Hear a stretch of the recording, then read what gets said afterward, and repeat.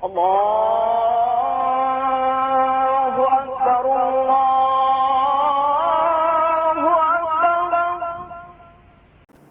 الحمدللہ رب العالمین والصلاة والسلام علی رسولہ الکریم، اما بعد، قال اصحاب رسول اللہ صلی اللہ علیہ وسلم یا رسول اللہ ما هذه الأضاحی قال سنت ابیکم ابراہیم علیہ السلام قالوا فما لنا فیہا یا رسول اللہ قال بکل شعرۃ حسنہ قالوا فالصوف یا رسول اللہ قال بکل شعرۃ من الصوف حسنہ او کما قال رسول اللہ صلی اللہ علیہ وسلم۔ قربانی کے حوالے سے ہماری گفتگو چل رہی ہے، آج بھی اسی گفتگو کے سلسلے کا ایک مرحلہ ہے۔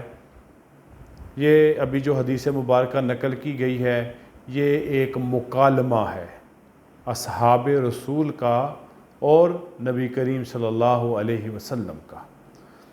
اصحاب رسول صلی اللہ علیہ وسلم نبی کریم صلی اللہ علیہ وسلم سے عرض کرتے ہیں، اے اللہ کے رسول، ما هذه الاضاحی، یہ جو ہم قربانی کرتے ہیں یہ کیا ہے؟ یہ قربانیاں کیا ہیں؟ نبی کریم صلی اللہ علیہ وسلم نے ارشاد فرمایا، سنت ابیکم ابراہیم، تمہارے باپ ابراہیم علیہ السلام کی سنت ہے۔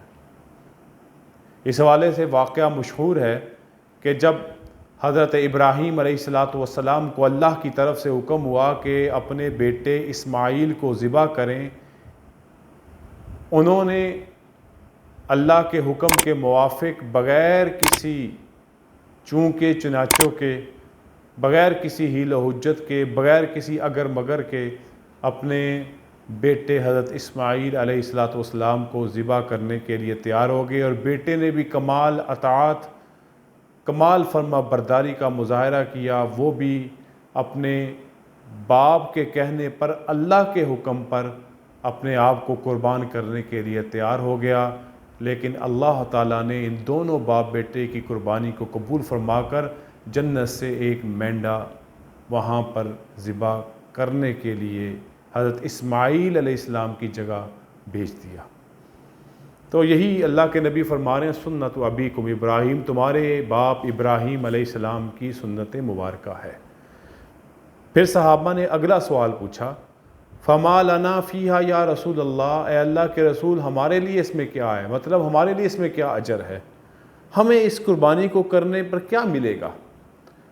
صحابہ کرام رضوان اللہ تعالیٰ عنہم اجمعین خیر میں، بلائی میں، نیکیوں میں بڑے طمع کیا کرتے تھے، بڑی کوشش و تگ و دو کیا کرتے تھے، اور اللہ اور اللہ کے رسول کو راضی کرنے میں، اور نیکیاں اور بلائیاں سمیٹنے میں، اور آخرت کے ذخیرہ کے لیے تمام اعمال صالحہ کرنے میں بہت تگ و دو کوشش کیا کرتے تھے۔ تو یہ سوال بھی اسی کی ایک کڑی ہے کہ ہمارے لیے اس میں کیا ہے؟ تو نبی علیہ السلام نے فرمایا، بِكُلِّ شَعْرَةٍ حَسَنَةٍ، تم قربانی کا جانور ذبح کرو گے، اس جانور کے جسم پر جتنے بال ہوں گے تمہیں ہر بال کے بدلے میں ایک نیکی ملے گی۔ مطلب کیا ہے؟ بے شمار نیکیاں ہیں، ان گنت نیکیاں ہیں، جیسے بالوں کو نہیں گنا جا سکتا۔ قربانی کے جانور کو اللہ کی راہ میں قربان کرو گے، تمہیں اتنی نیکیاں ملیں گی کہ تم ان کو شمار نہیں کر سکتے، بے حساب نیکیاں۔ صحابہ نے عرض کیا، فالصوف یا رسول اللہ، یہ جو ہم بیڑے کرتے ہیں، مینڈے کرتے ہیں، ان کے بال تو نہیں ہوتے، ان کی تو اون ہوتی ہے، ان کا حساب کیسے کیا جائے گا؟ نبی علیہ السلام نے فرمایا، بِكُلِّ شَعْرَةٍ مِّنَ الصُّوفِ حَسَنَةٍ، اس کی بھی صوف جو ہے، جو اون ہے، اس کو بھی بال کی ہی طرح شمار کیا جائے گا، یعنی اللہ کے علم میں ہے کہ تمہیں اللہ نے کتنی بے شمار نیکیاں عطا فرمانی ہیں۔ یہ ایک حدیث مبارکہ ہے اور بہت بڑا پیغام ہے کہ تم چند ہزار روپے خرچ کر کے اتنی نیکیاں، اتنی بلائیوں کو سمیٹ رہے ہو کہ جن کا شمار نہیں کیا جا سکتا۔ جو تم جانور ذبح کرو گے نا اس کی قیمت شمار کی جا سکتی ہے. تم گائے کی قربانی میں حصہ رکھ رہے ہو 13, 14, 15 ہزار, یہ سیکنڈوں کا کام ہے, شمار کر لو گے. تم اچھا بکرا اکیلے خرید رہے ہو 20, 25, 30, 40, 50 جتنی اللہ نے توفیق دی, یہ تمہارا گنتی کا مال ہے. تم گائیں ذبح کر رہے ہو 70, 80, 90, 1 لاکھ جتنا اوپر چلا جائیں, یہ تمہارا گنا ہوا مال ہے. لیکن تمہیں اندازہ نہیں ہے اس بات کا کہ تم اس گنتی کے مال کے مقابلے میں, اس محدود مال کے مقابلے میں, اس گنے ہوئے مال کے مقابلے میں بے شمار ان گنت نیکیوں کو سمیٹ رہے ہو جس کا کوئی مقابل اور متبادل نہیں ہے.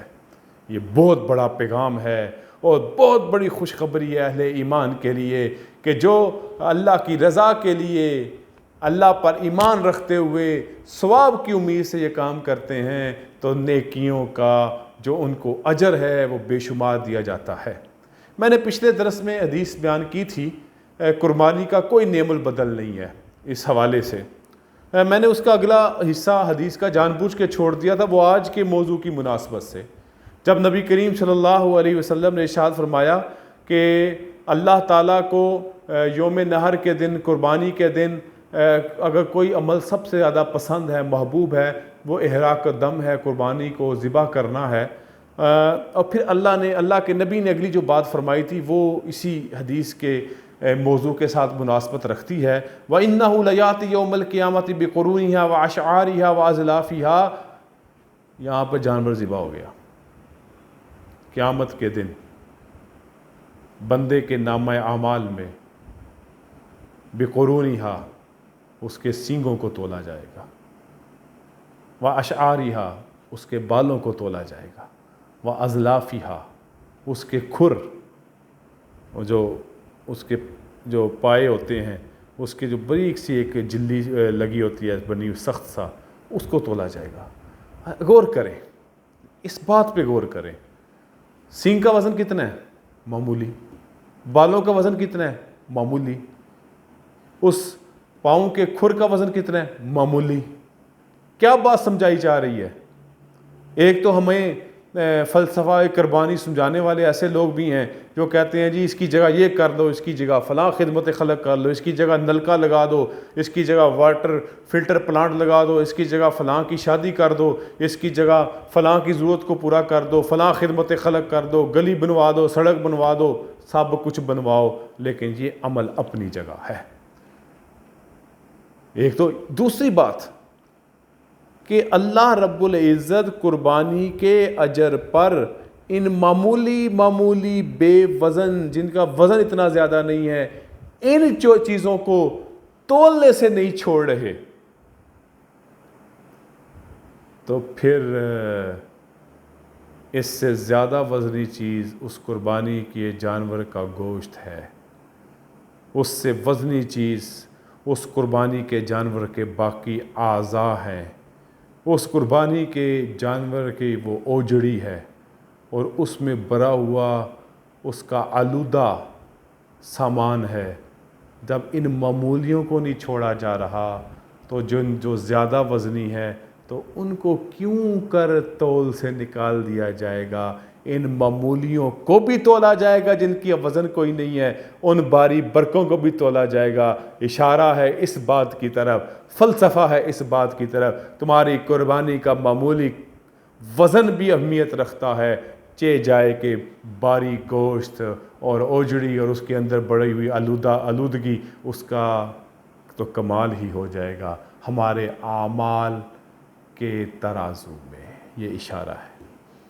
اگلی بات اس حدیث مبارکہ میں اللہ کے نبی فرماتے ہیں وَإِنَّ الدَّمَ لَا يَقَعُ مِنَ اللَّهِ بِمَكَانٍ قَبْلَ أَن يَقَعَ بِالْأَرْضِ. اللہ تعالیٰ اس قربانی کے جانور کے خون کو زمین کے گرنے سے پہلے قربانی کو قبول کر لیتے ہیں. کوئی رکاوٹ ہی نہیں ہے.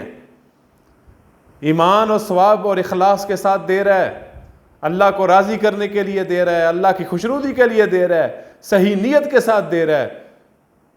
خون کا قطرہ زمین پہ گرتے ہی اللہ قبول کر لیں گے. کوئی رکاوٹ نہیں درمیان میں, کوئی اس میں اس طرح کا عمل نہیں کہ پہلے وہ ہوگا، پہلے ادھر جائے گا، پہلے فلاں مور لگے گی، پہلے فلاں کی اتھارٹی ہوگی، نہیں، ادھر زمین پہ خون گرتا ہی ہے۔ اللہ اپنے ہاں اس عمل کو قبول فرما لیتے ہیں۔ فَطِيبُوا بِهَا نَفْسًا، آخری جملہ، بس خوش دلی کے ساتھ اس کو کیا کرو، اس کو بوجھ نہ سمجھو، اس کو مصیبت نہ سمجھو، اس کو اپنے اوپر کوئی آفت نہ سمجھو، خوش دلی کے ساتھ کرو گے اللہ کے ہاں اس کا اتنا ہی اجر پاؤ گے۔ آج ہماری گفتگو کا عنوان اور موضوع تھا قربانی کا اجر، جس کا کوئی حساب نہیں۔ اگر بالوں کا حساب کیا جائے کوئی حساب نہیں، جب معمولی کھر، سینگ اور اس کے بال تولے جا رہے ہیں تو پھر باقی چیزوں کے وزن کا کوئی حساب نہیں۔ اللہ تعالی ہمیں اس قربانی کے اجر میں بے شمار حصہ عطا فرمائے۔ اللہ میرا اور حامی و ناصر ہو۔ وآخر دعوانا الحمدللہ رب العالمین۔